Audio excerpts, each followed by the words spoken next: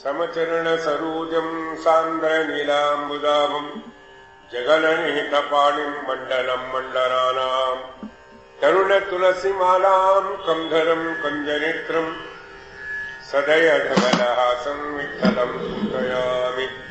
ಎಲ್ಲಿ ಹರಿಕಥಾ ಪ್ರಸಂಗವು ಅಲ್ಲಿ ಗಂಗಾ ಯಮುನಾ ಗೋದಾವರಿ ಸಿಂಧು ಸರಸ್ವತಿ ಎಲ್ಲ ನದಿಗಳು ಬಂದು ಎಳೆಯಾಗ ನಿಲ್ಲುವವು. ವಲ್ಲಭಾಶ್ರೀಯ ಪುರಂದರ ವಿಠಲನು ಮೆಚ್ಚುವರು. ಜಯ ಜಯ ಜಯ ಹರಿ ಎಂಬುವುದೇ ಸುದಿನವು, ಜಯ ಹರಿ ಎಂಬುವುದೇ ತಾರಾಬಲವು, ಜಯ ಹರಿ ಎಂಬುವುದೇ ಚಂದ್ರಬಲವು, ಜಯ ಹರಿ ಎಂಬುವುದೇ ವಿದ್ಯಾಬಲವು, ಜಯ ಹರಿ ಎಂಬುವುದೇ ದೈವ ಬಲವು. ಜಯ ಹರಿ ಪುರಂದರ ವಿಠಲನ ಬಲವಯ್ಯ ಸಕಲ ಸುಖನರಿಗೆ. ಸತತ ಗಣನಾಥ ಸಿದ್ಧಿಯ ಕಾರ್ಯದಲ್ಲಿ ಮತಿ ಪ್ರೇರಿಸುವಳು ಪಾರ್ವತೀ ದೇವಿ. ಮುಗುದಿ ಪದಕ್ಕೆ ಮನವೀಮ ಭಾರುದ್ರದೇವನು ಹರಿಮಗುದಿದಾಯಕಳು ಭಾರತೀ ದೇವಿ. ಕುದಿಶಾಸ್ತ್ರಗಳಲ್ಲಿ ವನಜ ಸಂಭವ ನರಸಿ ಸತ್ಕರ್ಮಗಳ ಆನರಿಸಿ ಸುಜ್ಞಾನಮತೀತ್ವ ಗತಿ ಪಾಲಿಸುವ ನಮ್ಮ ಪವಮಾನನು.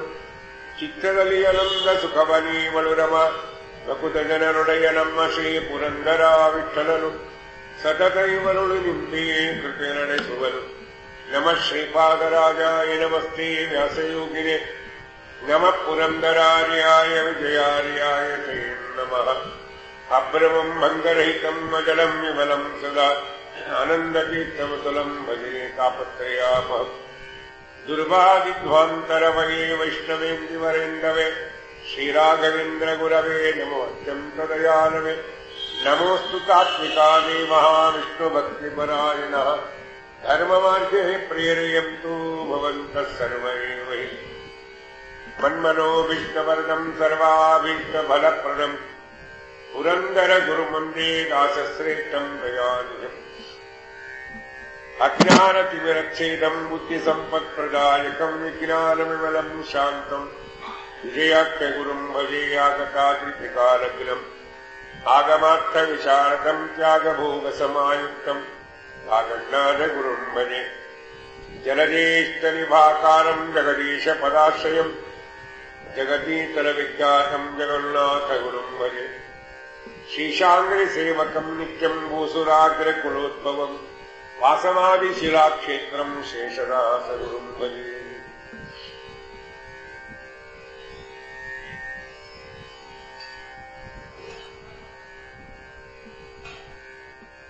ಬ್ರಾಹ್ಮಣ ಸರಸ್ವತಿ ಬಾಯಿ ಕೊಟ್ಟಂತ ಮೂಗುತಿಯನ್ನ ತಗೊಂಡು ಹೋಗಿ ಶ್ರೀನಿವಾಸನ ಕೈಯಲ್ಲಿ ಕೊಟ್ಟ. ಇದಕ್ಕೆಷ್ಟು ಬೆಲೆ ಬರುತ್ತೆ ಅದು ಕೊಡು. ಎಷ್ಟು ಬೇಕು ಅಂತ ಶ್ರೀನಿವಾಸ ನಾಯಕರು ಕೇಳಿದಾಗ 400 ಶುಭ್ರ ಕೊಡು ಅಂತ ಹೇಳಿ ಅದನ್ನು ಕೊಟ್ಟು ಹೋಗಿದ್ದಾರೆ. ಶ್ರೀನಿವಾಸ ನಾಯಕರು ಹೇಳ್ತಾರೆ, ಸ್ವಲ್ಪ ಸಮಯ ಬಿಟ್ಟು ಬಂದ್ರಿ ಕೊಡ್ತೀನಿ, ಯಾಕೆ ಈಗ ಅಂಗಡಿ ಓಪನ್ ಮಾಡಿದ್ದೀನಿ, ಇನ್ನು ಯಾವ ವ್ಯಾಪಾರವೂ ಆಗಿಲ್ಲ ಅಂತ ಹೇಳಿ ಕಳಿಸಿದ್ರು. ಬ್ರಾಹ್ಮಣ ನಗುತ್ತಾ ಹೋಗಿದ್ದ. 1 ಗಂಟೆ ಆಯ್ತು, ಮಧ್ಯಾಹ್ನ 2 ಆಯ್ತು, 3, 4, 5 ಆಯ್ತು, ಬ್ರಾಹ್ಮಣ ಬರಲೇ ಇಲ್ಲ. ಸಾಯಂಕಾಲ 6 ಗಂಟೆ ಆಯ್ತು, ಬರಲೇ ಇಲ್ಲ. ಶ್ರೀನಿವಾಸ ನಾಯಕರಿಗೆ ಏನೋ ಮನಸ್ಸಿನಲ್ಲಿ ಒಂಥರ ವಿಚಿತ್ರವಾಗಿರ್ತಕ್ಕಂಥ ವೈಬ್ರೇಷನ್ಸ್ ಆಗ್ತದೆ. ಮನೆಗೆ ಬಂದು ಹೆಂಡತಿ ಮುಖವನ್ನು ನೋಡ್ತಾರೆ. ತಿರುಗಿ ಬ್ರಾಹ್ಮಣ ಬಾಲದಿರಲು ಕರೆದು ತನ್ನ ಹೆಂಡತಿಯ ಬರಿಯ ನಾಸಿಕವನ್ನು ಕಂಡನು. ಮೂಗುತಿಯು ಎಲ್ಲರೇ ಮುರಿದಿಯದಾಕೆ ಬೇಡಿದಳು. ಒಳಗೋಗಿ ತರದಿರೆ ಅರಿವೆ ನಿನ್ನ ಜೀವವೆಂದನು. ವಿಷಕೊಂಬೆನೆಂದು ಕರದಿ ಬಟ್ಟಲ ಧರಿಸಲಕ್ಷಣ ನರಹರಿ ಮೂಗುತಿಯ ಬಟ್ಟಲೊಳಗಿದ್ದ.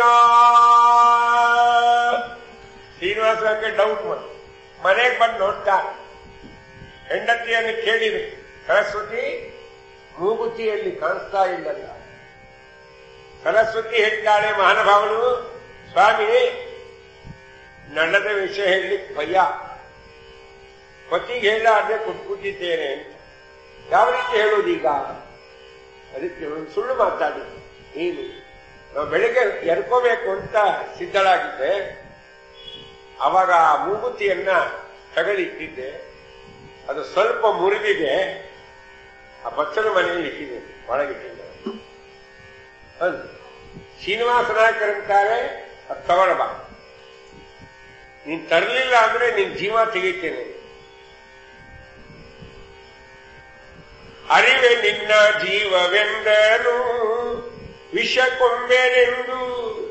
ಸರಸ್ವತಿ ಮಹಾನುಭಾವಳು ಇನ್ನೇನು ಮಾಡ್ಬೇಕು, ಬೇರೆ ದಾರಿ ಇಲ್ಲ. ಬ್ರಾಹ್ಮಣರು ಕೊಟ್ಬಿಟ್ಟಿದ್ದಾಳೆ, ಮನೆಯಲ್ಲಿ ಇಲ್ಲ, ಸುಳ್ಳು ಹೇಳಿದ್ದಾಳೆ, ಮತ್ತಿಗೆ ಸುಳ್ಳು ಮಾತಾಡಿದ್ದಲ್ಲಪ್ಪ, ಹೇಳಾರ್ದೆ ಕೊಟ್ಟಿದ್ದೇನೆ.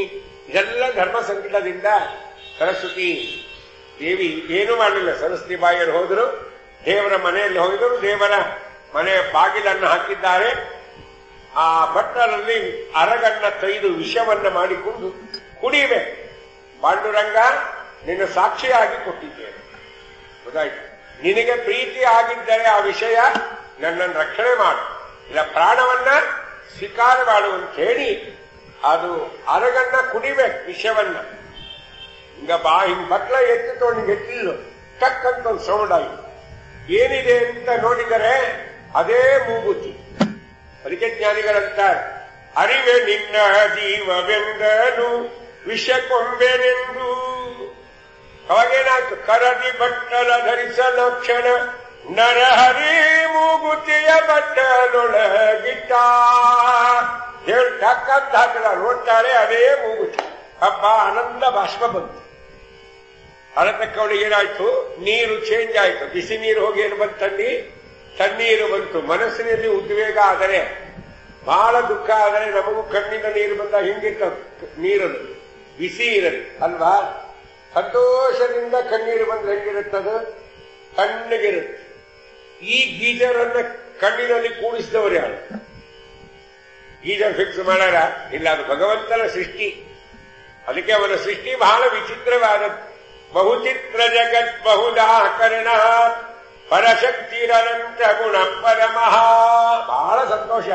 ಕಣ್ಣನ್ನು ಒರೆಸಿಕೊಂಡು ಮೂಗುತಿಯನ್ನ ಕಣ್ಣಿಗೆ ಹೊತ್ಕೊಂಡು ಪಾಂಡುರಂಗ ರಕ್ಷಣೆ ಮಾಡಿದಿ ಪ್ರಭು ಅಂತ ತಂದು ಯಜಮಾನ ಕೈಯ ಕೊಟ್ಟು,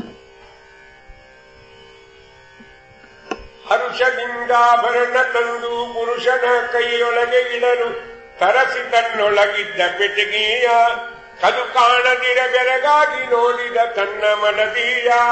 ನಿಜ ಪೇಳು ಎನ್ನಲು ಅರಸಿ ಪೇಳಲು ಕೊಟ್ಟ ಸುದ್ದಿಯ. ಅಭಿಮಾನ ಕಂಡಿ ಅರಿದು ವಿಷವ ಕುಣಿಯ ಪೋಗೆ ಸಿರಿರ ಮನತ ಕೊಟ್ಟ ಕರಿಯ. ಯಾವ ಕಾಲಕ್ಕೆ ಆ ಮೂಗುತಿಯನ್ನು ತಂದ್ಕೊಟ್ರಲ್ಲ ಶ್ರೀನಿವಾಸ ನಾಯಕರು, ಅಂಗಡಿಯಲ್ಲಿ ಇಟ್ಟಿದ್ದಾರಲ್ಲ, ಆ ಡಬ್ಬಿ ತರಿಸಿ ನೋಡ್ತಾರೆ. ತೆಗೆದ್ರೆ ಡಬ್ಬಿ 10 ಡಬ್ಬಿಗಳು, 9 ಡಬ್ಬಿ ಬಂದು ಒಳಗೆ ಸಣ್ಣದೊಂದು ಡಬ್ಬಿ. ಅದನ್ನು ತೆಗೆದು ನೋಡ್ತಾರೆ, ಮೂಗುತಿ ಇಲ್ಲ. ಆಶ್ಚರ್ಯ ಆಗೋಯ್ತು, ಏನೋ ನಡೀತಾ ಇದೆ, ಏನೋ ವಿಚಿತ್ರ ವ್ಯಾಪಾರ ಆಗ್ತಾ ಇದೆ ಅಂತ ಅನ್ಕೊಂಡು ಅವಾಗ ಕೇಳ್ತಾರೆ ಹೆಂಡತಿಗೆ, ಸರಸ್ವತಿ ನಿಜವಾಗಿ ಹೇಳು, ಇದು ಅಲ್ಲಿ ಇದ್ದಾಗ ನಿನ್ನ ಮೂಗಿನಲ್ಲಿ ಇರಲಿಲ್ಲ, ಈಗ ನೀನು ತಂದುಕೊಟ್ಟಾಗ ಅದು ಅಲ್ಲಿಲ್ಲ, ಏನೋ ಆಗಿದೆ ಹೇಳು. ಅಭಿಮಾನ ಕಂಠಿ ಸ್ವಾಮಿ, ಇದೆಲ್ಲ ಹಿಂಗಾಯ್ತು, ನಿಮಗೆ ಹೆಂಗೆ ಹೇಳಬೇಕು ಅಂತ ಹೇಳಿದ್ದಿಲ್ಲ, ಮತ್ತೇನಾಯ್ತು, ಹೆಂಗ್ ತಂದಿ ಒಳಗಿಂದ? ಇದು ಅಲ್ಲಿತ್ತಲ್ಲ ಅಂದ್ರೆ, ಅರಿದು ವಿಷವ ಕುಡಿಯ ಪೋಗೆ, ವಿಷವನ್ನ ಕುಡಿಬೇಕು ಅಂತ ಹೊರಟಾಗ ಸಿರಿರಮಣ ಕೊಟ್ಟ ಖರೆಯ, ಲಕ್ಷ್ಮೀಪತಿಯಾಗಿರ್ತಕ್ಕಂಥ ಪಾಂಡುರಂಗ ಅದನ್ನ ಕೊಟ್ಟಿದ್ದಾನೆ ಸ್ವಾಮಿ. ಅವಾಗ ಶ್ರೀನಿವಾಸ ನಾಯಕರಿಗೆ ಮನಸ್ಸು ಬತ್ಯ. ಆ ದೇವ ದೇವ ಎನ್ನ ಮನದ ಭಾವವನ್ನು ತಿಳಿಯುವುದಕ್ಕೆ ವೃದ್ಧ ಬ್ರಾಹ್ಮಣನಾಗಿ ಬಂದಿದ್ದ, ಪರಿಪಕ್ವ ದಶೆಯಿಂದಾವ ಕಾಲಕ್ಕಾಗಬೇಕೆಂದ ವೈರಾಗ್ಯ ಭಾವದಿ ಜೀವಿಸಿಕೊಂಡಿರುವುದೇ ಚಂದ. ಹೀಗೆಂದು ಮನೆಧನ ಕೋವಿದರ ಕರೆದಿತ್ತು ಹನುಷದಿ ಕಾವನಯ್ಯನ ದಾಸನಾದ. ಬೇಸರದೆ ಭಜಿಸಿರುವ ಪುರಂದರ ದಾಸರಾಯರ. ಅವಾಗ ಸರಸ್ವತಿ ನೀನೇ ಧನ್ಯರು. ಬಂದವನು ಬ್ರಾಹ್ಮಣರಲ್ಲ, ಸಾಕ್ಷಾತ್ ಭಗವಂತ. ದೇವ ದೇವ ಎನ್ನ ಮನದ ಭಾವವನ್ನು ತಿಳಿಯುವುದಕ್ಕೆ ವೃದ್ಧ ಬ್ರಾಹ್ಮಣನಾಗಿ ಬಂದಿದ್ದ. ನನ್ನ ಮನಸ್ಸನ್ನ ಪರೀಕ್ಷೆ ಮಾಡಬೇಕು ಅಂತ ಹೇಳಿ ಸಾಕ್ಷಾತ್ ಭಗವಂತ ವೃದ್ಧ ಬ್ರಾಹ್ಮಣ ರೂಪದಿಂದ ಬಂದಿದ್ದ. ನೀನೇ ಧನ್ಯ ಅಪ್ಪ. ಪರಿಪಕ್ವ ದೇಶ ಇನ್ನಾವ ಕಾಲಕ್ಕಾಗಬೇಕೆಂದ.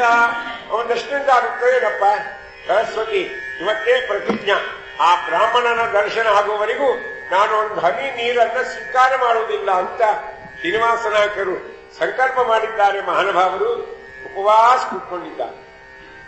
ಬೆಳಗ್ಗೆ ಹೇಳಬೇಕು, ಸ್ನಾನ ಸಂಧ್ಯಾ ವಂದನೆ ದೇವರ ಪೂಜಾದಿಗಳೆಲ್ಲ ಆಗಬೇಕು. ಆದ ಮೇಲೆ ತೀರ್ಥ ತಗೊಳ್ಬೇಕು, ನೈವೇದ್ಯ ಎಲ್ಲ ಮಾಡಬೇಕು. ತೀರ್ಥ ಊಟ ಇಲ್ಲ. ಒಂದಿನ ಆಯ್ತು, 2 ದಿನ ಆಯ್ತು, 3 ದಿನ ಆಯ್ತು. ಸರಸ್ವತಿ ಬಾಯಿ ಹೇಳ್ತಾರೆ, ಸ್ವಾಮಿ 3 ದಿವಸ ಆಯ್ತು, ತಾವೇನು ತಗೊಂಡಿಲ್ಲ, ಸ್ವಲ್ಪ ಒಂದು ಲೋಟ ಹಾಲಾದ್ರೂ ತಗೋಬೋದ? ಇಲ್ಲ, ಬ್ರಾಹ್ಮಣ ದರ್ಶನ ಆದರೆ ಮಾತ್ರ ನಾನು ಸ್ವೀಕಾರ ಮಾಡ್ತೇನೆ, ನೀವು ಸ್ವೀಕಾರ ಮಾಡುವುದಿಲ್ಲ ಅಂತ ಜ್ಞಾನಿಗಳು ತಿಳಿಸಿದ್ದಾರೆ. ಪಾಂಡುರಂಗನಿಗೆ ಪ್ರಾರ್ಥನೆ ಮಾಡ್ತಾಳೆ ಸರಸ್ವತಿ ಬಾಯಿ ಮನಸ್ಸಿನ. ಅವನು ಬ್ರಾಹ್ಮಣ ಬಂದ, ಸರಸ್ವತಿ ಸ್ವಾಮಿ ಗಲಾಟೆ ಮಾಡ, ನೀನು ಯಜಮಾನಿಗೆ ಒಂದು ಮಾತು, ಇಲ್ಲಿ ಕೂತ್ರೆ ನಾನು ಅವನಿಗೆ ಕಾಣಿಸಲ್ಲ. ಎಲ್ಲವನ್ನೂ ತ್ಯಾಗ ಮಾಡಿ ವಿಜಯನಗರಕ್ಕೆ ಹೋಗಿ ಗುರುಗಳನ್ನ ಆಶ್ರಯ ಮಾಡುವಂತೆ, ವ್ಯಾಸರಾಜನನ್ನ ಆಶ್ರಯ ಮಾಡುತ್ತೇಳು, ನಾನು ಕಾಣಿಸ್ತೇನೆ ಅಂತ ಭಗವಂತ ಹೇಳಿ ಅದೃಶ್ಯನಾದ. ಸ್ವಾಮಿ ಬ್ರಾಹ್ಮಣ ಬಂದಿದ್ದ, ಎಲ್ಲಿದ್ದಾನೆ ಅಂತಾನೆ. ಮಾನವರು ಇಲ್ಲೇ ನಿಂತಿದ್ದ. ಆ ಬ್ರಾಹ್ಮಣ ನಿಂತ ಸ್ಥಳದಲ್ಲಿ ಉರುಳಾಡಿ ಬಿಟ್ರಂತೆ ಶ್ರೀನಿವಾಸನಾಯ್ತು.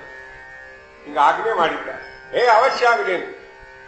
ತಕ್ಷಣವೇ ಎಲ್ಲರನ್ನೂ ಕರೆದು ಎಲ್ಲವನ್ನೂ ದಾನ ಮಾಡಿದ್ರು. ಅದಕ್ಕೆ ಜ್ಞಾನಿಗಳಂತಾರೆ, ಆಹ ದೇವ ದೇವ ಎನ್ನ ಮನದ ಭಾವವನ್ನು ತಿಳಿಯುವುದಕ್ಕೆ ವೃದ್ಧ ಬ್ರಾಹ್ಮಣನಾಗಿ ಬಂದಿದ್ದ. ಪರಿಪಕ್ವ ದಶ ಇನ್ನಾವ ಕಾಲಕ್ಕಾಗಬೇಕೆಂದ.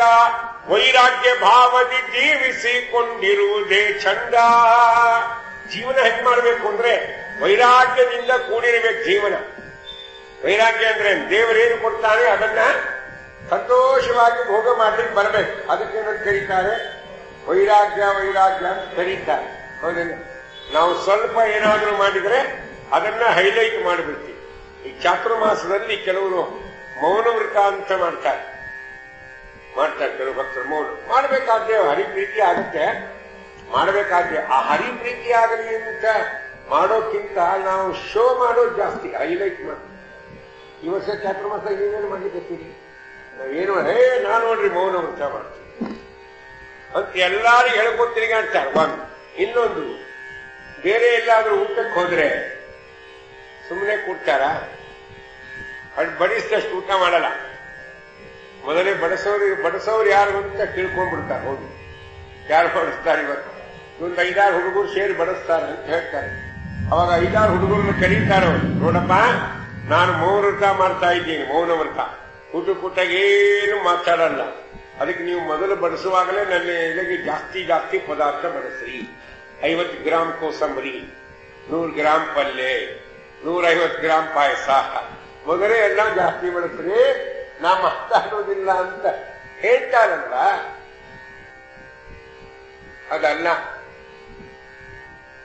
ವೈರಾಗ್ಯ. ಅಂದ್ರೆ ದೇವರೇನು ಕೊಡ್ತಾನೆ ಅದನ್ನು ಸಂತೋಷವಾಗಿ ಅನುಭವಿಸ್ಲಿಕ್ಕೆ ಬಂದ್ರೆ ವೈರಾಗ್ಯ ಅಂತ ಹೇಳಿದ್ದಾರೆ. ಅದಕ್ಕೆ ವೈರಾಗ್ಯ ಭಾವದಿ ಜೀವಿಸಿಕೊಂಡಿರುವುದೇ ಚಂದ. ಈಗೆಂದು ಮನೆಧನ ಕೋವಿದರ ಕರೆದಿತ್ತು ಹರುಷದಿ ಕಾವನಯ್ಯನ ದಾಸನಾದ. ಎಲ್ಲ ಬ್ರಾಹ್ಮಣರನ್ನು ಕರೆದ್ರು ಊರಾಗಿ, ಬರ್ರಿ ಬರ್ರಿ ಬರ್ರಿ ತಗೊಳ್ಳಿ, ಕೃಷ್ಣಾರ್ಪಣ, ನಿಮಗೇನ್ ಬೇಕು ತಗೊಂಡು ಹೋಗ್ರಿ. ಅವ್ರು ನಮ್ಮಂಗ ಒಂದು ಬೆಳ್ಳಿ ಲೋಟ ಒಬ್ಬರಿಗೆ ಕೊಟ್ಟೆ, ಬರ್ರಿ ಆಚಾರ್ಯ ಬೆಳ್ಳಿ ಲೋಟ, ಇನ್ನೊಬ್ಬರಿಗೆ ತಮ್ಮಿಗೆ ಕೊಟ್ಟೆ, ಇನ್ನೊಬ್ಬರಿಗೆ ತಟ್ಟಿ ಕೊಟ್ಟೆ ಬೆಳ್ಳಿದು. ಆ ಕೊಡೋ ಒಂದು ಫೋಟೋ ಬೇರೆ ತೆಗೆಸ್ಕೊತಾರೆ. ಒಂದು ತಾಂಬೂಲ ಕೊಟ್ಟರೆ ಫೋಟೋ ತೆಗೆಸ್ಕೊತಾರ್ರಿ. ಆಚಾರ್ಯ ತಾಂಬೂಲ ಕೊಡ್ತಾರಲ್ಲ ಪಾಪ, ಸಂಭಾವನೆ ಪ್ರವಚನ ಮಾಡಿ ಸಂಭಾವನೆ, ಫೋಟೋ ತೆಗಿಯೋ ಆಚಾರ್ಯ ಈ ಕಡೆ ನೋಡ್ರಿ ಅಂತ. ನಿಮ್ ದೇವ್ರ ಫೋಟೋ ಮಾಡ್ಬಿಟ್ಟು ಅವ್ರು ನೋಡ್ಬೇಕು. ಎಲ್ಲ ಫೋಟೋ ಹುಚ್ಚು ಜಾಸ್ತಿ ಅವರೆಲ್ಲ. ಆದ್ರೆ ಶ್ರೀನಿವಾಸನಾಥರು ಒಬ್ಬೊಬ್ಬರಿಗೆ ಒಂದೊಂದು ಪದಾರ್ಥ ಕೊಡ್ಲಿಲ್ಲ. ಆ ಅಂಗಡಿ ಇತ್ತಲ್ಲ, ತಮ್ಮ ಅಂಗಡಿ ಹೊಸರ ಮೇಲೆ ತುಳಸಿ ಪತ್ರೆ ಇಟ್ಟು ಶ್ರೀ ಕೃಷ್ಣಾರ್ಪಣ ವಸ್ತವ ಭಾರತೀಯ ರಮಣ ಮುಖ್ಯ ಪ್ರಾಣ ಅಂತಂದ್ರೆ ಶ್ರೀಕೃಷ್ಣ ಯಾರಿಗೆ ಏನ್ ಬೇಕು ತಗೊಂಡು ಹೋಗ್ರಿ. ಮೊದಲೇ ಬ್ರಾಹ್ಮಣರು ಬಿಡ್ತಾರ, ಮೊದಲೇ ಕಾಯ್ತಿರ್ತಾರ, ತಗೊಂಡು ಹೋಗ್ರಿ ಅಂದ್ರೆ ಸಾಕು, ಎಲ್ಲ ಬರ್ಕೊಂಡು ಹೋಗ್ಬಿಡ್ತಾರೆ. ಎಲ್ಲಾರು ಗೋಣೆ ಚೀಲ ತಂದ್ರಂತ ಅವಾಗ 100 kg ಸಕ್ಕರೆ ಚೀಲ ಅಂತ ಇರ್ತಿದ್ವು ಹಿಂದೆ, 100 kg ಅಕ್ಕಿ ಅಂತವ್ ತಗೊಂಡ್ರು. ಈಗ ನಮ್ಗೆ 25 kg ಚೀಲ ಅಲ್ಲದು ತಗೊಂಬಂದ್ರು. ಯಾರಿಗೆ ಬೆಳ್ಳಿ ಹಾಕ್ಬೇಕು ಹಾಕೊಂಡ್ರು, ಅವ್ರು ಮಾಡ್ತೀರ ಮುಂದೆ ಅವರೆಲ್ಲ ದಾನ ಮಾಡಿ ಕೃಷ್ಣಾಪಣ ಅಂದ್ರು ತಗೊಂಡು ಹೋಗೋದು. ಇವ್ರು ಇನ್ನೊಂದ್ರಿ ತಗೊಂಡು ಹೋಗೋದು ಸುಮ್ಮನೆ ತಗೊಂಡು ಹೋಗಬಾರ್ದ, ಒಂದ್ ಮಾತು ಅಂದ್ಬೋದು ತಗೊಂಡು ಏನು ಇಲ್ಲ. ಶ್ರೀನಿವಾಸ ನಾಯಕರಿಗೆ ಹುಚ್ಚಿಡಿತು, ಇವತ್ತೇನೋ ತಲೆ ಕೆಟ್ಟುಬಿಟ್ಟದ ಅವರಿಗೆ. ಇಲ್ಲಿ ತನಕ 1 ಪೈಸಾ ದಾನ ಮಾಡದೇ ಇರ್ತಕ್ಕಂಥ ವ್ಯಕ್ತಿಗಳು ಇದ್ದಕ್ಕಿದ್ದಾಗೆಲ್ಲ ತಗೊಂಡು ಹೋಗಿ ಅಂತ ಕೈ ದೋಷಗಳು ಹೊರಗಿದ್ದಾರಲ್ಲ, ಹುಚ್ಚಿಡಿದಿದೆ ಅಂತಂದ್ರೆ ಅವಾಗ ಈ ಮಾತು ಶ್ರೀನಿವಾಸ ನಾಯಕರಿಗೆ ನೆನಪಿತ್ರಿ. ಮುಂದೆ ಹರಿದಾಸರಾದ್ಮೇಲೆ ಅದಕ್ಕೆ ವ್ಯಾಖ್ಯಾನ ಮಾಡ್ತಾರೆ. ಹುಚ್ಚು ಹಿಡಿಯಿತೋ ಎನಗೆ ಹುಚ್ಚು ಹಿಡಿಯಿತು, ಅಚ್ಯುತನ ನಾಮವೆಂಬ ಮೆಚ್ಚು ಮದ್ದು ತಲೆಗೆ ಏರಿ ಹುಚ್ಚು ಹಿಡಿಯಿತೋ ಅಂತ ವ್ಯಾಖ್ಯಾನ. ನನಗೆ ಯಾವ ಹುಚ್ಚಿಡಿತು, ನಿಮಗೆ ಹಿಡ್ದಂಗೆ ಹುಚ್ಚಿಡ್ದಿಲ್ಲ. ಸೀರಿಯಲ್ ನೋಡೋ ಹುಚ್ಚು, ಪಾನಿಪುರಿ ಬರ್ಗರ್ ಪಿಜ್ಜಾ ತಿನ್ನೋ ಹುಚ್ಚು, ಹೌದಿಲ್ಲ, ಆಚಾರಿಗೆ ಬ್ರಾಹ್ಮಣರಿಗೆ ಎಲ್ಲರಿಗೂ ಬೈಯೋ ಹುಚ್ಚು, ಇಂಥ ಹುಚ್ಚು ಹಿಡ್ದಿಲ್ಲ ನಮಗೆ. ನಮಗೆ ಯಾವ ಹುಚ್ಚಿಡಿತು, ಅಚ್ಯುತನ ನಾಮವೆಂಬ ಮದ್ದು ತಲೆಗೆ ಏರಿ, ಪರಮಾತ್ಮನ ನಾಮಸ್ಮರಣೆ ಎನ್ನುವ ಮದ್ದು ತಲೆಗೇರಿ ಹುಚ್ಚಿಡಿತು ಅಂತ ವ್ಯಾಖ್ಯಾನವನ್ನ ಮಾಡಿದ್ದಾರೆ. ಅಲ್ಲಿ ನೇರವಾಗಿ ಅವರು ಅಲ್ಲಿಂದ ಎಲ್ಲ ದಾನ ಮಾಡಿ ಹೆಂಡತಿ ಮಕ್ಕಳ ಸಮೇತವಾಗಿ ಬರ್ತಾ ಇದ್ದಾರೆ. ಲಕ್ಷ್ಮೀಪತಿಯ ಪಾದದಲ್ಲಿ ಎಲ್ಲಿ ಬಂದ್ರು, ವಿಜಯನಗರಕ್ಕೆ ಬರ್ತಾ ಇದ್ದಾರೆ ಪುರಂದರಗಡದಿಂದ. ಲಕ್ಷ್ಮೀಪತಿಯ ಪಾದದಲ್ಲಿ ಲಕ್ಷ್ಯವಿಟ್ಟು ವ್ಯಾಸರಾಯರ ದೀಕ್ಷೆಯಿಂದಂಕಿತವ ಕೊಳ್ಳುತ್ತ ಪದ ಕೊರತೆ 5 ಲಕ್ಷ ಪದ ಸುಳಾಡಿ ಪೇಳುತ್ತ ಪ್ರತಿ ದಿವಸದಲ್ಲಿ ಪಕ್ಷಿ ವಾಹನ ನಾಟ್ಯ ಮಾಡುತ್ತ ಅಪರೋಕ್ಷ ಬುದ್ಧರು ಮೋಕ್ಷ ಸಾಧಕ್ಕೆ ಕರೆದು ಒಯ್ದು ಅದೋಕ್ಷರ ಸಂರಕ್ಷಿಸಿದ ಬೇಸರದೆ ಭಜಿಸಿರು ಪುರಂದರ ದಾಸರಾಯರ. ವಿಜಯನಗರ ನಡೀತಾ ಬರುವಾಗ ದಾರಿ ಮಧ್ಯದಲ್ಲಿ ಸರಸ್ವತಿ ಬಾಯಿ ಹೇಳ್ತಾರೆ, ಅರಣ್ಯ ಪ್ರಾರಂಭ ಆಯ್ತು, ಮಧ್ಯದಲ್ಲಿ ನಡೀತಾ ಹೋಗ್ಬೇಕು. ಸ್ವಾಮಿ ನಂಗೆ ಯಾಕೋ ಭಯ ಆಗತ್ತೆ ಅಂದ್ರೆ ಯಜಮಾನ್ರಿ ಶ್ರೀನಿವಾಸ ನಾಯಕರಂತಾರೆ, ಯಾಕೆ ಭಯ, ಎಲ್ಲವನ್ನೂ ದಾನ ಮಾಡಿದ್ಮೇಲೆ ನಮಗೇನು ಭಯ, ನಮ್ಮ ಹತ್ರ ಏನೂ ಇಲ್ಲಲ್ಲ, ಈಗ ಆನಂದವಾಗಿ ನಿರ್ಭಯವಾಗಿ ಹೋಗ್ಬೋದು. ನಿಮ್ಗೆ ಯಾಕೆ ಭಯ ಆಗ್ತಾ ಇದೆ, ಇಲ್ಲ ಯಾಕೋ ಭಯ. ಅವಾಗ ಹೇಳ್ತಾರಂತ ಶ್ರೀನಿವಾಸನ, ನಿನಗೆ ಯಾಕೋ ಭಯ ಆಗತ್ತೆ ಅಂದ್ರೆ ಏನೋ ಸ್ವಲ್ಪ ಬೆಲೆ ಬಾಳುವ ವಸ್ತು ನಿನ್ನ ಹತ್ರ ಇರ್ಬೇಕು, ಅದಕ್ಕೆ ಭಯ ಆಗ್ತದೆ ಅಂತ. ಚರಿತ್ರೆಕಾರರು ಅನೇಕ ವಿಧವಾಗಿ ಬರ್ದಾರ ಅಂತ ಇಟ್ಕೊಳ್ಳಿ. ಒಬ್ಬರ ಬಿಟ್ಟ ಬೆಳ್ಳಿ ಲೋಟ ಇತ್ತು, ಇಲ್ಲ ಬಂಗಾರದ ಬಾಟ್ಲಿ ಇತ್ತು, ಒಟ್ಟು ಬೆಲೆ ಬಾಳುವ ವಸ್ತು ಇತ್ತು. ಸ್ವಾಮಿ ನೀವು ದಿನನಿತ್ಯ ಬೆಳ್ಳಿ ಲೋಟದಲ್ಲಿ ನೀರು ಕುಡಿತಿದ್ರಲ್ಲ, ಒಂದ್ ಇರ್ಲಿ ಅಂತ ಜೊತೆಗೆ ತಗೊಂಬಂದಿದ್ದು ನಾನಷ್ಟೇ, ನಿಮಗೆ ನೀರು ಕುಡಿಲಿಕ್ಕೆ ಅನುಕೂಲ ಆಗ್ತದೆ. ಅದಕ್ಕೆ ನಿಮ್ ಭಯ. ಆ ಕೊಡು ಬೆಳ್ಳಿ ಲೋಟ ಇಲ್ಲಿ ಇಸ್ಕೊಂಡ್ರೆ ಶ್ರೀನಿವಾಸನ ಕಾಡಿನಲ್ಲಿ ಹೋಗುವಾಗ ಮಧ್ಯೆ ಒಂದು ಕಲ್ ಮೇಲೆ ಆ ಬೆಳ್ಳಿ ಲೋಟ ಇಟ್ಟು ಶ್ರೀಕೃಷ್ಣಾರ್ಪಣಮಸ್ತು ನಡಿ ಹೋಗೋಣ ಅಂತ. ಯಾಕಂದ್ರೆ ಏನೂ ಇಲ್ಲ ಅಂದ್ರೆ ಯಾಕೆ ಭಯ, ಅಷ್ಟು ವೈರಾಗ್ಯ ನೋಡಿ. ಮೊದಲು ಎಷ್ಟು ಜಿಪಣಾಗರೇಸರು ಅಂತ ಹೆಸರು ಪಡೆದ ಮಹಾನುಭಾವರು ಅಷ್ಟು ವೈರಾಗ್ಯ. ವ್ಯಾಸರಾಜರಿಗೆ ಭೇಟಿಯಾದ ಮೇಲೆ ವ್ಯಾಸರಾಜರು ಹೇಳ್ತಾರೆ, ಶ್ರೀನಿವಾಸ ನಾಯಕರು ಬಲಿಚಕ್ರವರ್ತಿ ಅವನ ಚರಿತ್ರೆ ಪುನರಾವರ್ತನೆ ಆದಂತೆ ಇದೆ ಅಲ್ವಾ ಹೇಳ್ತಾರೆ. ಪುನರಾವರ್ತನೆ ಆಗಿದೆ ಯಾಕೆ ಅಂದ್ರೆ ದೇವರು ಬಲಿಚಕ್ರವರ್ತಿಗೆ ಅನುಗ್ರಹ ಮಾಡಬೇಕಾದ್ರೆ ಏನ್ ಮಾಡಿಕೊಂಡ, ಎಲ್ಲ ಸಂಪತ್ತನ್ನ ಅಪಹಾರ ಮಾಡಿಲ್ಲ, ಆಮೇಲೆ ಅವರಿಗೆ ಏನ್ ಮಾಡಿದ್ದಾನೆ ಭಗವಂತ ತಾನು ಅನುಗ್ರಹ ಮಾಡಿದ್ದಾನೆ. ಅದೇ ರೀತಿಯಾಗಿದೆ ಅಲ್ವಾ ಅಂತ ಕೇಳಿದ್ರು. ಅವಾಗ ವ್ಯಾಸರಾಜರಿಗೆ ತಲೆಬಾಗಿದ್ದಾರೆ ಶ್ರೀನಿವಾಸ ನಾಯಕರು.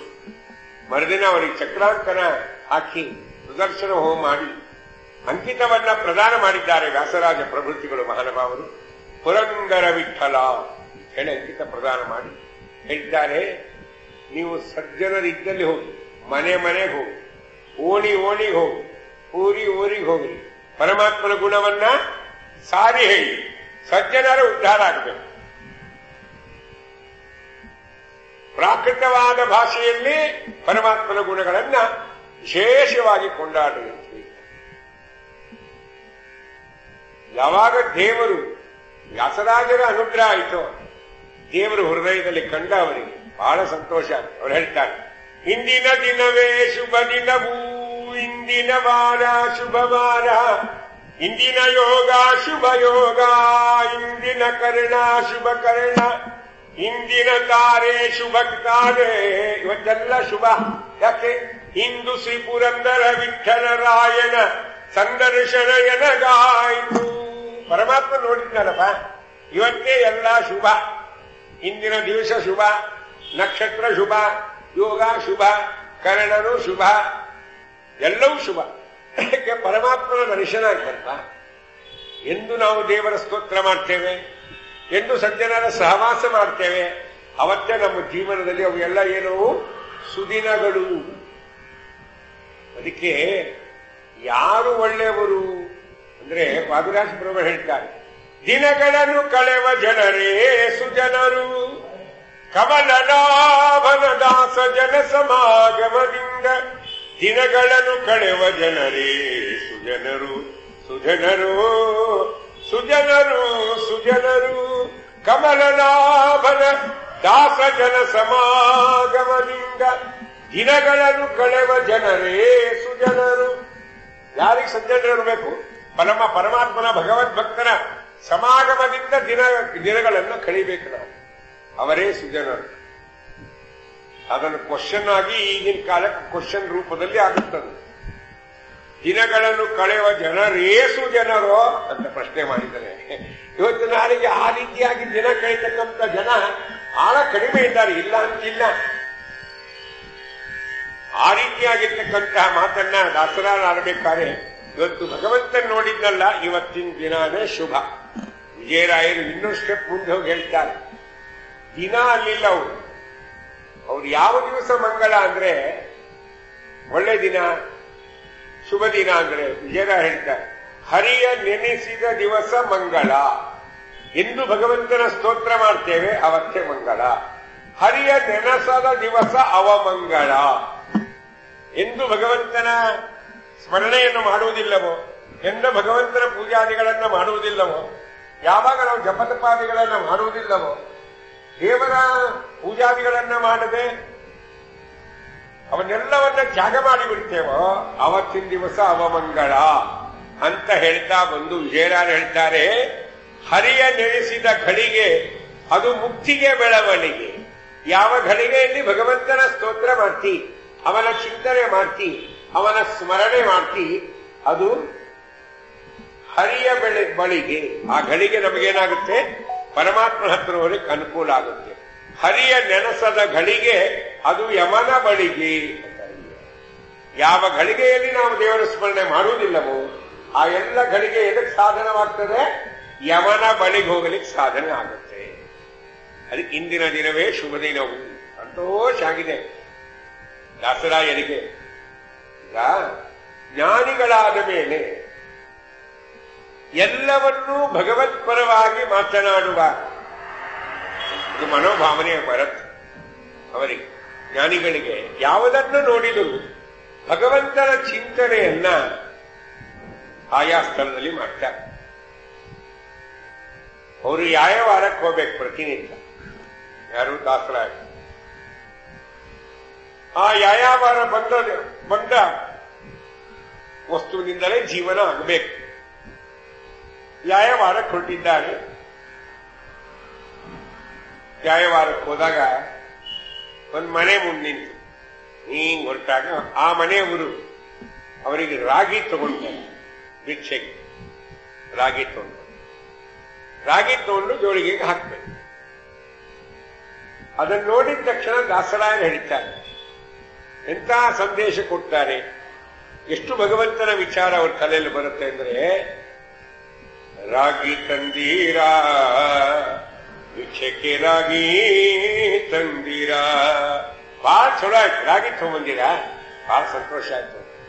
ಈಗಿನವರು ನಾವು ಯಾವ್ಯಾವ ಮಾಡ್ತೇವೆ, ಯಾವ್ಯಾರಕ್ಕೆ ಹೋದಾಗ ಹೇಳ್ತೇವೆ, ನೀವೇನ್ ಮಾಡ್ರಿ, ಅಕ್ಕಿ ಮಾತ್ರ ಹಾಕ್ರಿ, ತೆಂಗಿನಕಾಯಿ ಬೆಲ್ಲ ಕೊಡಬೇಡ್ರಿ, ಭಾರ ಆಗ್ತದದು, ಒಯ್ಯೋದು ಕಷ್ಟ. ಅಕ್ಕಿ ಮಾತ್ರ ಹಾಕ್ರಿ, ಜೋಳ ಗೀಳ ಏನು ಹಾಕ್ಬೇಡ್ರಿ ಅಂತೀವಿ. ಈಗ ಇನ್ನೊಂದು ಸ್ಟೆಪ್ ಮುಂದೆ ಬಂದು ಮಾತಾಡ್ತೀವಿ.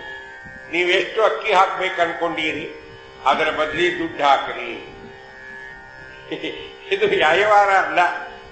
ಅವರು ಏನ್ ತಗೊಂಡು ಬರ್ತಾರೆ ಅದನ್ನು ಸ್ವೀಕಾರ ಮಾಡಬೇಕು.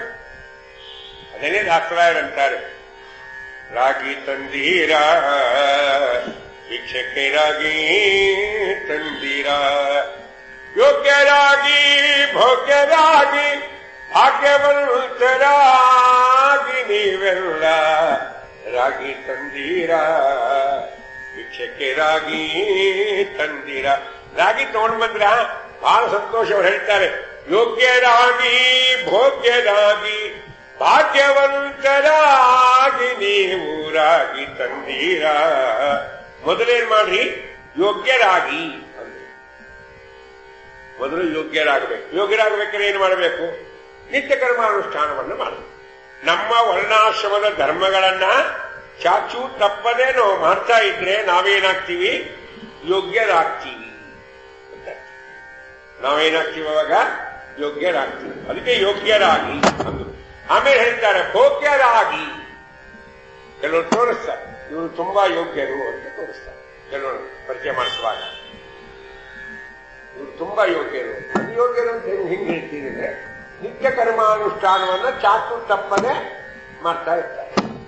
ನಿತ್ಯ 3 ಹೊತ್ತು ಸಂಧ್ಯಾ ವಂದನೆ, ದೇವರ ಪೂಜಾದಿಗಳು, ಬ್ರಹ್ಮಯಜ್ಞ, ನೈವೇದ್ಯ ವೈಶ್ವದೇವಾದಿಗಳು ಮಾಡ್ತಾರೆ, ಪಾರಾಯಣಗಳು ಮಾಡ್ತಾರೆ. ಅವ್ರು ನೋಡಿ ತುಂಬಾ ಯೋಗ್ಯರು ಅಂತಾರೆ. ಯೋಗ್ಯರು ಅಂತ ಹೆಂಗಂದ್ರು ಅಂದ್ರೆ ಆಶ್ರಮ ಧರ್ಮಗಳನ್ನ ಮಾಡ್ತಾರೆ. ಅದಕ್ಕೆ ಮೊದಲು ನಾವು ಯೋಗ್ಯರಾಗಬೇಕಾದ್ರೆ ಏನ್ ಮಾಡಬೇಕು? ಆಶ್ರಮ ಧರ್ಮಗಳನ್ನ ಪರಿಪಾಲನೆ ಮಾಡಬೇಕು. ಅದಕ್ಕೆ ಯೋಗ್ಯರಾಗ್ರಿ. ಆಮೇಲೆ ಭೋಗ್ಯರಾಗ್ರಿ.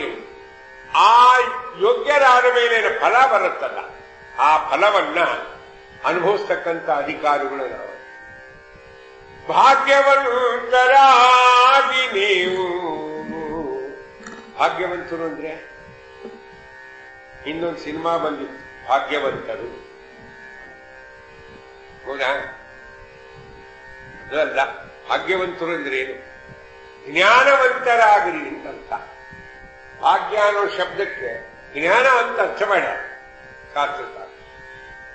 ಅದಕ್ಕೆ ಭಾಗ್ಯವಂತರಾಗಿರಿ ಅಂದ್ರೆ ಅರ್ಥ ಜ್ಞಾನವಂತರಾಗಿರಿ, ಜ್ಞಾನವನ್ನ ಪಡೀರಿ.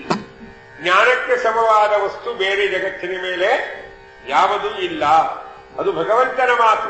ನಹಿ ಜ್ಞಾನೇನ ಸದೃಶಂ ಪವಿತ್ರಮಿಹ ವಿದ್ಯತೆ. ಅರ್ಜುನ, ಜ್ಞಾನಕ್ಕೆ ಸಮವಾದ ವಸ್ತು ಜಗತ್ತಿನ ಮೇಲೆ ಬೇರೆ ಯಾವುದೂ ಇಲ್ಲ. ಜ್ಞಾನವೇ ಶ್ರೇಷ್ಠವಾದದ್ದು.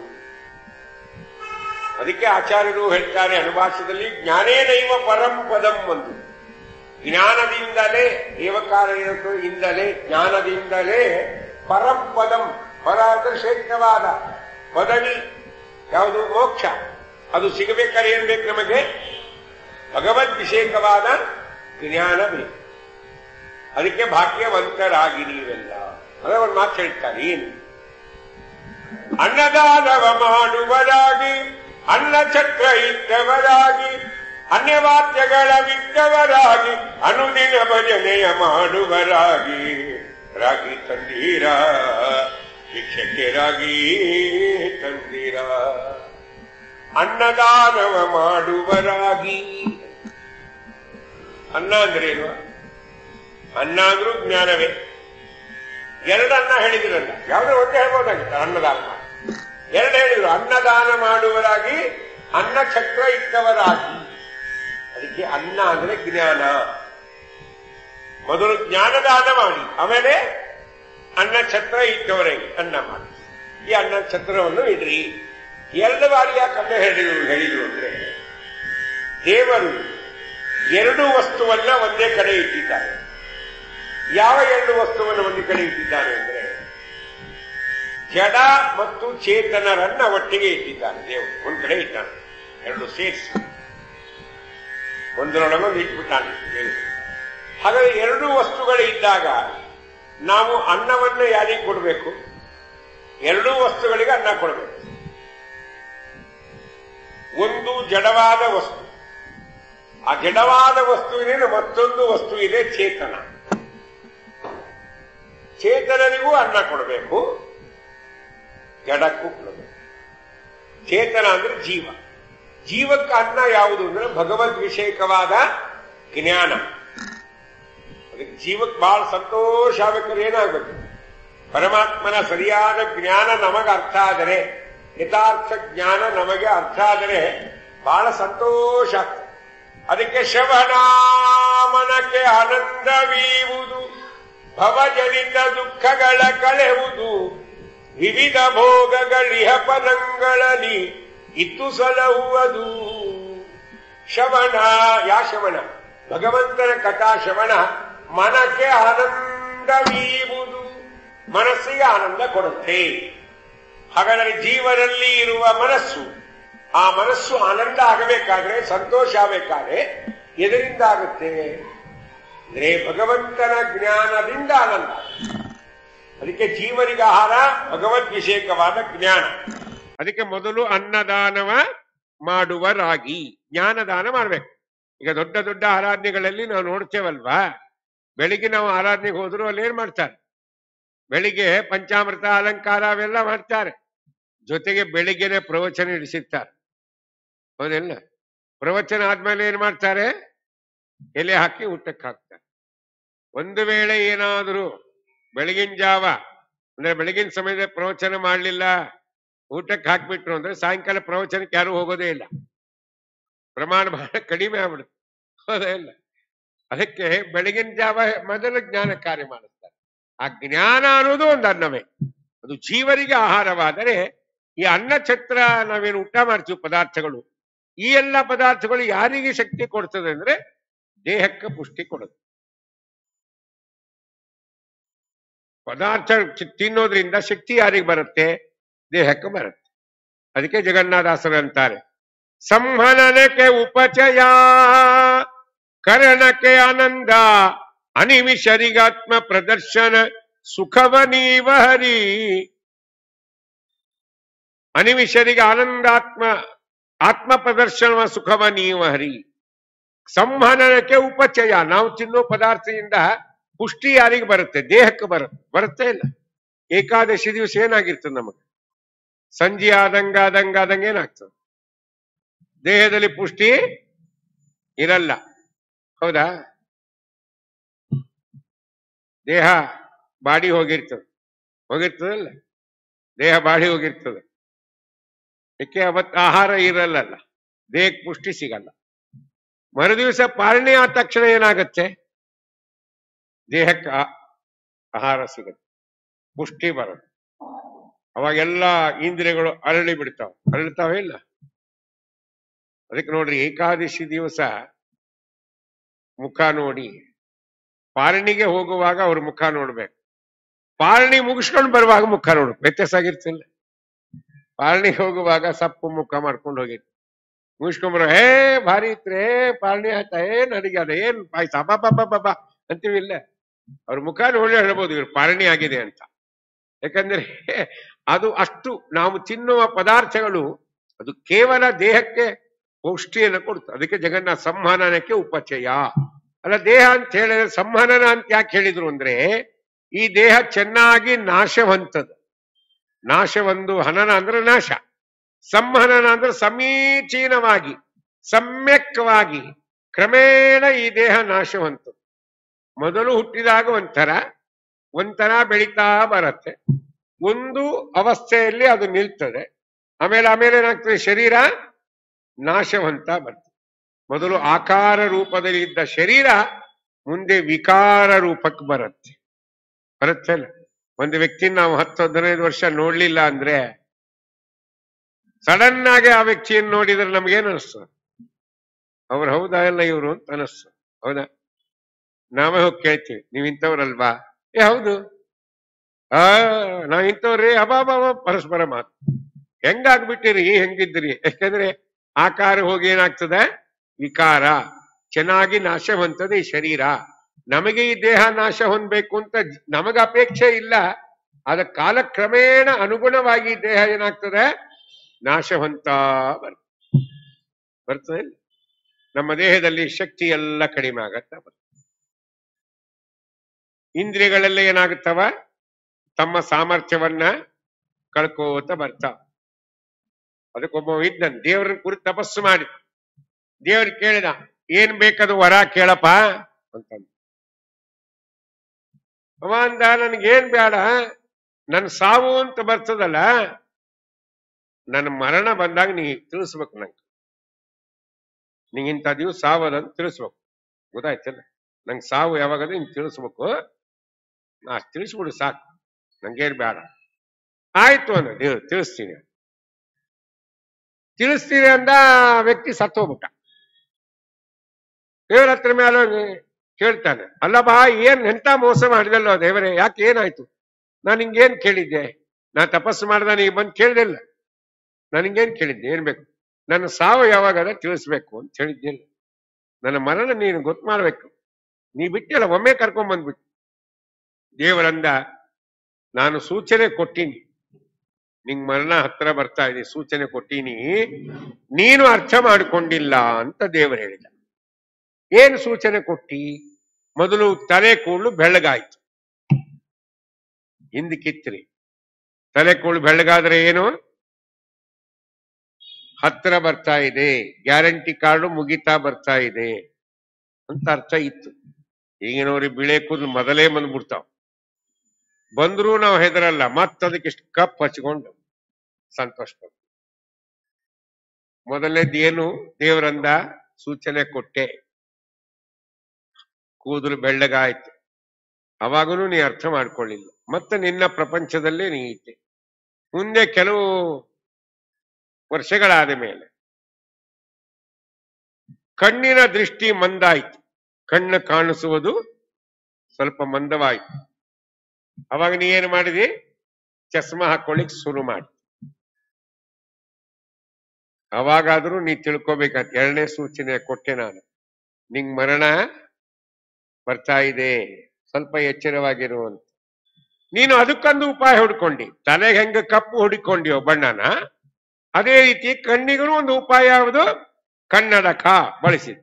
ಪರವಾಗಿಲ್ಲಪ್ಪ, ಕ್ಲೀನಾಗಿ ಕಾಣಿಸ, ಮೊದಲಿಂದ ಕ್ಲೀನ್ ಕಾಣಿಸ್ತದೆ ಅಂತ ಅನ್ಕೊಂಡೆ. ಮುಂದೆ ಕೆಲವು ದಿವಸ ಆದ ಮೇಲೆ ಹಲ್ಲು ಬಿದ್ದು, ನಿನಗ ಹಲ್ಲು ಬಿದ್ದು ಇಲ್ಲ, ಹಿಂದಿನ ಕಾಲ, ಈಗಿನ ಕಾಲ ಅಲ್ರಿ. ಹಲ್ಲು ಬಿದ್ರು ಬ್ಯಾರೆ ಹಲ್ಲು ಹಾಕ್ಸ್ಕೊಂಡ್ಬಿಡ್ತಾರೆ, ಹಚ್ಕೋತಾರೆ. ಈಗಲ್ಲ, ಅವಾಗ ಈಗ ಹಾಕ್ಸ್ಕೊಳ್ಳಿಲ್ಲ ಅಂದ್ರೆ ಬೈತಾರೆ.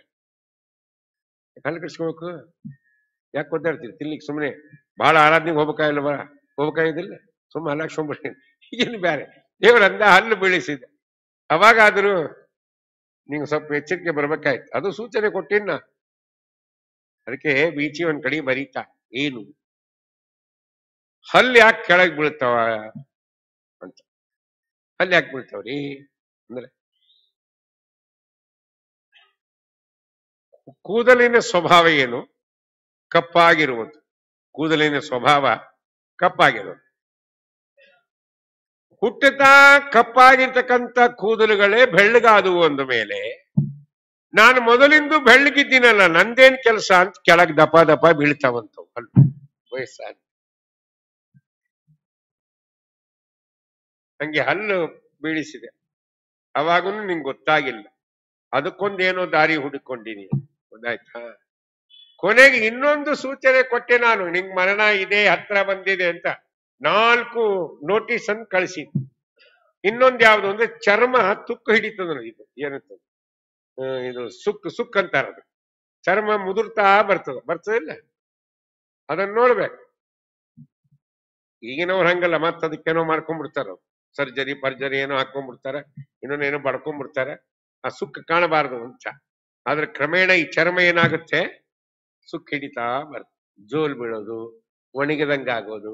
ಹೌದಾ? ಇದೆಲ್ಲ ಸೂಚನೆ ಕೊಟ್ಟಿನಿ. ಇಷ್ಟೆಲ್ಲಾ ಸೂಚನೆ ಕೊಟ್ಟರು ನೀನ್ ಅರ್ಥ ಮಾಡ್ಕೊಂಡಿಲ್ಲ, ನಂಗ್ ಮರಣ ಹತ್ರ ಇದೆ ಅಂತ ಹೇಳಿ. ಅದಕ್ಕೆ ಈ ಶರೀರ ಏನಾಗತ್ತಿದು, ಕ್ರಮೇಣವಾಗಿ ನಾಶವಾಗತ್ತೆ. ಅದಕ್ಕೆ ಸಂಹನನ, ಕರಣಕ್ಕೆ ಆನಂದ, ಅನಿಮಿಷರಿಗೆ ಆತ್ಮ ಪ್ರದರ್ಶನ, ಸುಖವ ನೀವಹರಿ ಎಂದಿದ್ದಾರೆ. ಅದಕ್ಕೆ ಅನ್ನದಾನವ ಮಾಡುವರಾಗಿ, ಅನ್ನ ಛತ್ರವ ಇಟ್ಟವರಾಗಿ. ಅನ್ಯವಾರ್ತೆಗಳ ಬಿಟ್ಟವರಾಗಿ ಅನುದಿನ ಭಜನೆಯ ಮಾಡುವರಾಗಿ ರಾಗಿ ತಂದೀರ. ಅನ್ಯವಾಕ್ಯಗಳ ಬಿಟ್ಟವರಾಗಿ, ಬೇರೆ ಮಾತುಗಳನ್ನೇ ಆಡಬೇಡಿ. ಮಾತಾಡ್ತೀರಾ ಭಗವದ್ವಿಷಯಕ ಮಾತಾಡಿ, ಲೌಕಿಕ ಮಾತಾಡ್ತೀರಾ ಎಷ್ಟು ಬೇಕೋ ಅಷ್ಟನ್ನೇ ಮಾತಾಡಿ. ಸುಮ್ಮನೆ ಗೊತ್ತಿಲ್ಲದ ವಿಷಯ ಎಲ್ಲ ಗೊತ್ತಿದೆ ಅಂತ ಹೇಳಿ ಮಾತಾಡಬೇಡ. ಯಾಕೆ ಅಂದ್ರೆ ಕಾಶಿ ಪಟ್ಟಣದ ಹತ್ರ ಒಂದು ಊರಿತ್ತು, ನಂದಿ ಗ್ರಾಮ ಅಂತ ಹೆಸರು. ಆ ಗ್ರಾಮದಲ್ಲಿ ಒಬ್ಬ ಬ್ರಾಹ್ಮಣನ ಮನೆ ಇತ್ತು. ವಾರಣಾಸಿಗೆ ಹೋಗೋವರೆಲ್ಲರೂ ಆ ಗ್ರಾಮದಿಂದ ಮುಂದೆ 10 ಕಿಲೋಮೀಟರ್ ವಾರಣಾಸಿ. ಈ ಬ್ರಾಹ್ಮಣ ಮನೆಯಲ್ಲಿ ಆತಿಥ್ಯವನ್ನ ಸ್ವೀಕಾರ ಮಾಡಿಕೊಂಡು ಮುಂದೆ ವಾರಣಾಸಿಗೆ ಹೋಗ್ತಿದ್ರು. ಹಾಗೆಲ್ಲ ನಡೀತಾ ಹೋಗೋ ಕಾಲವ ಹೋಗ್ತಾ ಇತ್ತು. ಸುಮಾರು ವರ್ಷಗಳಿಂದ ಅವನ ಮನೆಯಲ್ಲಿ ಅತಿಥಿ ಪೂಜೆ ನಡೀತಾನೆ ಇತ್ತು. ಒಂದ್ ದಿವಸ ಯಜಮಾನ ಹೇಳ್ತಾನೆ, ಸಾಯಂಕಾಲ ನನ್ನ ಹೆಂಡತಿಗೆ ಹೇಳ್ದ, ನೋಡು ನಾಳೆ ಬೆಳಿಗ್ಗೆ ಎದ್ದು ನಾನು 5 ಗಂಟೆಗೆ ಮನೆ ಬಿಟ್ಟು ನಮ್ ಜಮೀನ್ ಹತ್ರ ಹೋಗ್ತೇನೆ, ಬೆಳೆ ಎಷ್ಟು ಬೆಳೆದಿದೆ ಅಂತ ಸ್ವಲ್ಪ ನೋಡ್ಕೊಂಡು ಬರ್ತೇನೆ. ಯಾರಾದ್ರೂ ಅತಿಥಿಗಳು ಬಂದರೆ ಯಜಮಾನ್ರಿದ್ದಾರಾ ಅಂತ ಕೇಳಿದರೆ ಇದ್ದಾರೆ ಅಂತ ಹೇಳು, ಒಳಗ್ ಕರೆದು ಕೂಡಿಸು, ಅವರಿಗೆ ಕೇಳು, ನಾನು ಮಾಡಿದ ಅಡಿಗೆಯನ್ನ ನೀವು ಊಟ ಮಾಡುವುದಾದರೆ ನಾನು ಅಡಿಗೆ ಮಾಡ್ತೇನೆ, ಇಲ್ಲ ನೀವೇ ಮಾಡ್ಕೊಳ್ಳೋದಾದ್ರೆ ಅದಕ್ಕೆ ವ್ಯವಸ್ಥೆ ಮಾಡ್ತೇನೆ ಅಂತ ಹೇಳು. ಯಾಕೆ ಹಿಂದಿನವರು ಯಜಮಾನ್ರಿಲ್ಲ ಅಂದ್ರೆ ಮನ್ಯಾಗ ಬರ್ತಿದ್ದಿಲ್ಲ. ಅದಕ್ಕೆ ಇವತ್ತು ನಮ್ಮನೆಯಲ್ಲಿ ಅತಿಥಿ ಪೂಜೆ ನಿಲ್ಬಾರ್ದು, ದಿನ ನಡೀತದಲ್ವ, ನಿಲ್ಬಾರ್ದು ಅಂತ ಹೇಳಿದ ಯಜಮಾನ. ಸರಿ ಅಂದ್ರು ಹೆಂಡತಿ, ಮಲಗಿದ್ದು. ಮರುದಿನ ಬೆಳಗ್ಗೆ 5 ಗಂಟೆಗೆ ಎದ್ದು ಯಜಮಾನ ಭೂಮಿಯನ್ನ ನೋಡ್ಲಿಕ್ಕೆ ಹೋದ. 6 ಗಂಟೆಗೆ 10 ಜನ ಅತಿಥಿಗಳು ಅವನ ಮನೆಗೆ ಬಂದ್ರು. ಬಾಗಲಲ್ಲಿ ನಿಂತು ಕೇಳಿದ್ರು, ಯಜಮಾನ್ರಿದ್ದಾರಾ? ಇದ್ದಾರೆ, ಬನ್ನಿ. ಸರಿ, ಒಳಗ್ ಕರೆದು ಕೂಡಿಸಿದ್ಲು, ನಮಸ್ಕಾರ ಮಾಡಿದ್ಲು ಗೃಹಿಣಿ, ಕೈ ಜೋಡಿಸಿದ್ಲು. ಸ್ವಾಮಿ ತಾವೆಲ್ಲ ಅನೇಕ ಮಾಡ್ರಿ, ಇಲ್ಲೆಲ್ಲ ವ್ಯವಸ್ಥೆ ಇದೆ, ಬಾವಿ ಇದೆ ಎಲ್ಲ ತೋರಿಸಿ. ಯಜಮಾನ್ರು ಎಲ್ಲಿದ್ದಾರೆ? ಅವ್ರಿಲ್ಲ ನಮ್ ಜಮೀನ್ ನೋಡ್ಲಿಕ್ಕೆ ಹೋಗ್ಯಾರ, 9 ಗಂಟೆ ಅಷ್ಟೊತ್ತಿಗೆಲ್ಲ ಬಂದ್ಬಿಡ್ತಾರೆ. ನೀವು ನಿಮ್ಮ ಸ್ನಾನ ಅನೇಕಾದಿಗಳು ಮಾಡಿ, ನಾನು ಮಾಡಿದ ಅಡಿಗೆಯನ್ನು ಊಟ ಮಾಡೋದಾದ್ರೆ ಮಾಡಿ ಬಡಿಸ್ತೇನೆ, ಇಲ್ಲ ನೀವು ಮಾಡ್ಕೊಳ್ಳೋದ್ರೆ ವ್ಯವಸ್ಥೆ ಮಾಡಿ, ಇಲ್ಲ ನೀನು ಮಾಡಿದ ಅಡಿಗೆಯನ್ನು ಊಟ ಮಾಡ್ತೇವೆ. ಆಗಿನ ಕಾಲಕ್ಕೆಲ್ಲ ಶುದ್ಧವಾಗೇ ಮಾಡುವ ಕಾಲ ಅವೆಲ್ಲ ಅವಶ್ಯ ಆಗಲಿಲ್ಲ. 10 ಜನ ಸ್ನಾನ ಮಾಡಿದ್ರು, ತಮ್ಮ ದೇವರ ಪೂಜೆ ಮಾಡ್ತಾ ಕೂತಿದ್ರು, ತಮ್ಮನ್ನೇ ಗಜ ಪಾರಾಯಣ ಎಲ್ಲ ಮಾಡಿದ್ರು. ಯಜಮಾನರು 9 ಗಂಟೆಗೆ ಬಂದರು.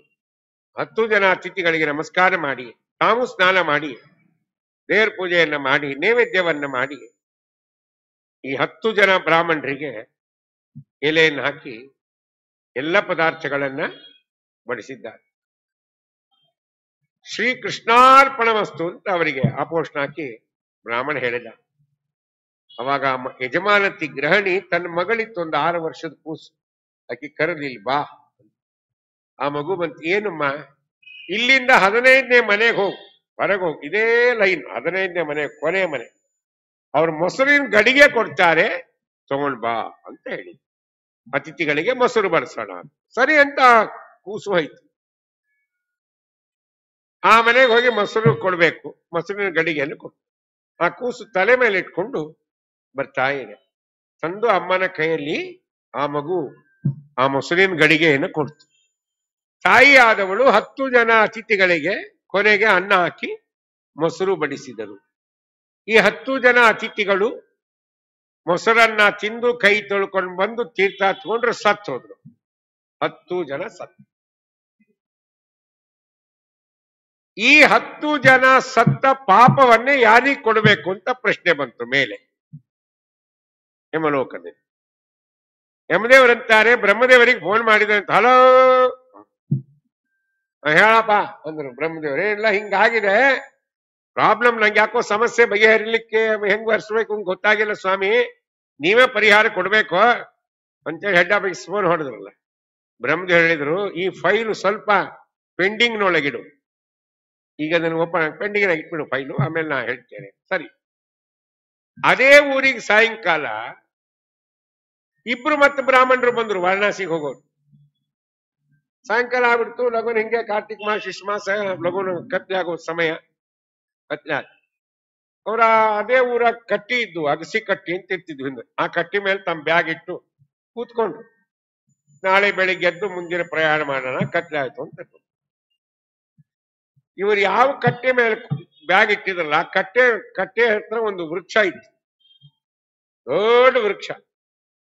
ಆ ವೃಕ್ಷದ ದೊಡ್ಡ ಕಟ್ಟೆ ಅಲ್ಲಿ ಕೂತ್ಕೊಂಡು, ಆ ವೃಕ್ಷದ ಮೇಲೆ 2 ಪಕ್ಷಿ ಕೂತಿದೆ. ಒಂದು ಗಂಡು ಪಕ್ಷಿ, ಒಂದು ಹೆಣ್ಣು ಪಕ್ಷಿ ಕೂತಿದೆ. ಆ ಹೆಣ್ಣು ಪಕ್ಷಿ ಗಂಡು ಪಕ್ಷಿಗೆ ಹೇಳ್ತದೊಂದು, ಅಲ್ಲ ನಂಗೆ ಬಹಳ ಬೇಜಾರಾಗಿದೆ, ಯಾವುದಾದ್ರೂ ಒಂದು ಕಥೆ ಹೇಳು ಅಂತ. ಗಂಡು ಪಕ್ಷಿ ಹೇಳ್ತದೆ, ಬೇರೆ ಕಥೆ ಯಾಕೆ, ಇದೇ ಊರಲ್ಲಿ ಈ ಕಥೆ ನಡೆದಿದೆ. ಇಷ್ಟು ತಿಳಿದ ಆ ಕಥೆ ನಡೆದಿದೆ. ಈ 10 ಜನರು ಸತ್ತ ಪಾಪವನ್ನ ಯಾರಿಗೆ ಕೊಡಬೇಕು ಅಂತ ಇನ್ನೂ ನಿರ್ಣಯ ಆಗಿಲ್ಲ ಅಂತ ಹೇಳ್ತಾರೆ. ಈ ಇಬ್ರು ಬ್ರಾಹ್ಮಣರಿಗೆ ಪಕ್ಷಿ ಭಾಷೆ ಬರ್ತಿತ್ರಿ. ಅವರಂದ್ರು, ಇಷ್ಟು ಗೊತ್ತಾಗಿಲ್ಲೇನೋ ಯಮದೇವರಿಗೆ, ಈ 10 ಮಂದಿ ಸತ್ತ ಪಾಪವನ್ನ ಮಗಳಿಗೆ ಕೊಡ್ಬೇಕು ಅಂತ ಬ್ರಾಹ್ಮಣ ವಾದ ಮಾಡಿದ. ಇನ್ನೊಬ್ಬ ಅಂತಾರೆ, ಮಗಳಿಗೆ ಯಾಕೆ, ತಾಯಿ ಕೊಡ್ಬೇಕು. ಮೊಸರು ತಂದವಳು ಮಗಳಲ್ವಾ ಅಂತ ಆ ಬ್ರಾಹ್ಮಣ. ಇವ ಅಂತಾರೆ, ಮೊಸರು ತಂದ ಮಗಳಾದ್ರೇನು, ಹೇಳಿದವರು ಯಾರು, ತಾಯಿ ಅಲ್ವಾ ಅಂತ ಪರಸ್ಪರ ಇಬ್ರು 1-2 ತಾಸು ಆರ್ಗ್ಯುಮೆಂಟ್ ಮಾಡಿದ್ರು. ಮಾಡಿ ಮಲ್ಕೊಂಡ್ಬಿಟ್ರು. ಅವಾಗ ಬ್ರಹ್ಮದೇವ್ರು ಫೋನ್ ಮಾಡಿದ್ರಂತೆ ಯಮದೇವ್ರಿಗೆ. ಹಲೋ ಅಂತ ಫೋನ್ ಮಾಡಿದ್ರು. ಏನು, ಫೈಲ್ ಓಪನ್ ಮಾಡಿ, ಪೆಂಡಿಂಗ್ ಇಟ್ಟಿದ್ದು. ಏನು, 5 ಜನ ಸತ್ತ ಪಾಪವನ್ನು ಈ ಬ್ರಾಹ್ಮಣ ಕೊಡು, ಇನ್ನೊಂದು 5 ಸತ್ತ ಆ ಬ್ರಾಹ್ಮಣ ಕೊಡು, ಫೈಲ್ ಕ್ಲಿಯರ್ ಆಗೋದು. ನಾಡಿ ನಡೆದಿದ್ದೇನು ಅಂತ ಈ ಪ್ರಶ್ನೆ. ಯಾಕೆ ಸತ್ರು ಅದಕ್ಕೆ ಬೇಕಲ್ವಾ? ಸರಿ, ಏನ್ ನಡೀತು, ಕ್ಲೈಮ್ಯಾಕ್ಸ್ ಏನೀಗ ಅಂದ್ರೆ, ಆ ಮಗು ಮೊಸರು ಕೊಡು ಅಂತ ಕೇಳಿತ್ತು ಅವರಿಗೆ. ಅವ್ರಿಗೆ ಅಡಿಗೆ ಕೊಟ್ರು ಮೊಸರಿಗೆ.